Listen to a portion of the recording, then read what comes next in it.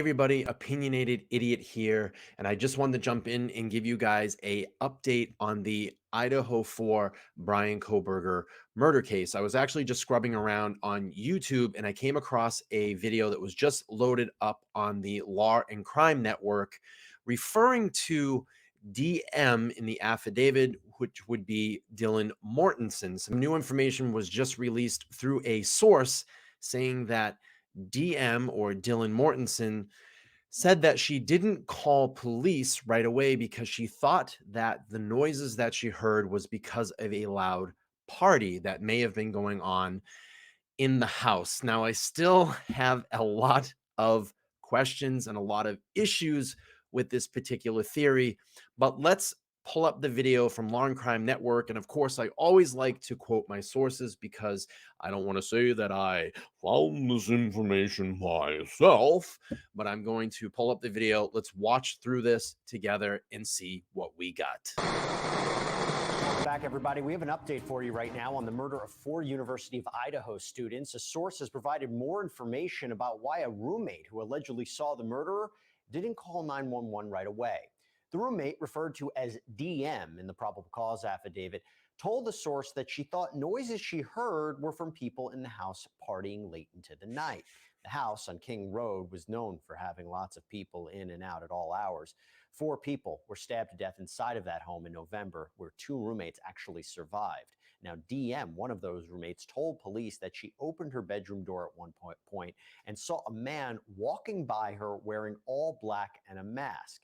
She told the source that she thought he must be a guest of one of the other roommates. He walked right past her and she locked herself in a room. Now, no one called 911 until lunchtime the next day. Police ended up arresting Bryan Kohberger, a doctoral student at nearby Washington State University, more than a month after the murder, saying he was the man who committed the brutal stabbings. DM's memory now seems to be a bit different from what she told investigators, because in her latest recollection, she wasn't frightened by the random man in the hallway. But you know what? Memory can be a tricky thing. So we spoke with an expert about how memories can change over time. So, my first issue with all of this is we have seen numerous body cam footages from this house, from King Road, before all of this happened at King Road. And we know the level of partying that went on there. So to me, it seemed like that night was a particular quiet night. And the activity that went on in that house, knowing the level at what it's been at, is not nearly even close to what happened that night. So I find this very hard to believe that she only thought this was a guest at the house. But let's play on here and see what else we have in this video. Well, you don't need a PhD to know that as time passes, our memories begin to fade. They become weaker. But what's not so much a matter of common sense is that weakening memory that's fading with the passage of time becomes more and more vulnerable to potential contamination. And contamination can happen when you get suggestive information from other sources, if you're questioned in a biased or leading fashion. If you overhear other people talk about what happened, it can affect you. But we also can alter our own memories. That's called autosuggestion. We think about what might have happened, what probably happened, what could have happened, and sometimes those what could have become what did.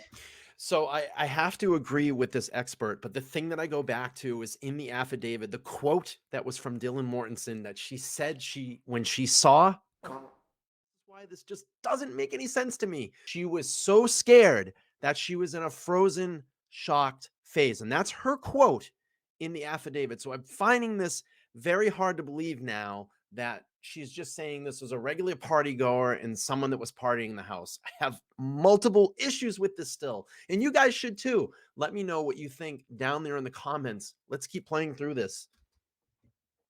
And we've also learned that suspect Bryan Kohberger was experiencing some workplace drama around the time of the murders. He was apparently fired from his position as a teaching assistant at WSU. NewsNation got a copy of the alleged termination letter, and Kohberger was a TA with the Department of Criminal Justice and Criminology. The letter states that Kohberger had an altercation with a professor in September where he was put on an improvement plan, but evidently had another altercation with the same professor in December. Before Kohberger went to Pennsylvania to stay with his parents for the Christmas holiday, he was informed about his termination. Experts told NewsNation that problems of the job could have been triggering for him. So, Brian, a lot to talk about here. The roommate's explanation of seeing who she believed to be Kohberger and why she didn't call 911 right away. How does that affect the case? So two things, Jesse. Even from her first kind of explanation as what happened, when she said she opened the door and saw the person pass by, she doesn't say how far she opens that door. I think, and I suspect it was just a crack. I think the defense can hop on that. But the second part is this whole memory issue. If her memory seems to be contaminated with her own thoughts or suggestive questioning and going back and forth like this, don't forget her memory connects us to the bushy eyebrows, connects us to where he stepped supposedly for that footprint, and also connects to his size. These are big parts of the affidavit that led to the arrest and could be big parts of this case that identifies Kohberger as the suspect. I still think, though, with this wishy-washy back and forth, it's going to create a lot of issues to her credibility on that witness stand if there is a trial. If they can shake up, they being the defense, her memory of the events, it could be detrimental for the prosecution's case. Oh, I agree with you. But Terry, everyone's been looking for a motive about why he might have done this or allegedly done this. Problems at work, termination, could that be a factor? Absolutely. Listen, the murders. And I still think it's much deeper than that. I think it's much deeper than just some job-related issue. There's much deeper issues here that we will find out. Occurred November 13th. And he really had the first altercation in September. And he was supposed to be on an improvement plan, and he failed that improvement plan. And ultimately, November 2nd was when he got that plan. And that was right before the murder. So I definitely think he was wondering whether or not he was going to be fired. And he was worried about his job. He was worried about the fact he may not actually get his PhD, and this could have been a triggering factor to the murder. Now, obviously, he didn't get terminated till after the murders, but all of this must have been going through his mind. And I think it just escalated because he continued to have other altercations even after the murders. Yeah, we have the how, we have the when, we have the where. It is the why that is that outstanding question. Big shout out to the Law and Crime Network for jumping on this and just giving us a little bit more information. How do you guys feel? How do you feel about Dylan Mortensen's now reflecting and thinking about her statement, possibly changing her statement? I still have a lot of issues. I still have a lot of unanswered questions. 8 hours. 8 hours to call the police. There's still that time gap that needs to be filled in. And I'm telling you now that she's changing her story, if she gets on that witness stand, the credibility could be attacked. Let me know what you guys think down there below in the comments. I'd love to hear what you think about this. Do you think her credibility is now being broken? Do you think that it's going to be okay and she'll be a valuable witness for the prosecution? Let me know down below. Always make sure to check out my live streams. I am live a couple nights a week. I'm still trying to get on a schedule. First time over here, please make sure to subscribe, hit the bell notification, because that is the most important thing to let you guys know every time I drop a video or drop a live stream. You guys can join, comment, like, share, subscribe. I appreciate it. Again, Opinionated Idiot. I just wanted to jump in and give you guys an update on the Idaho 4 case. See you next time. Peace.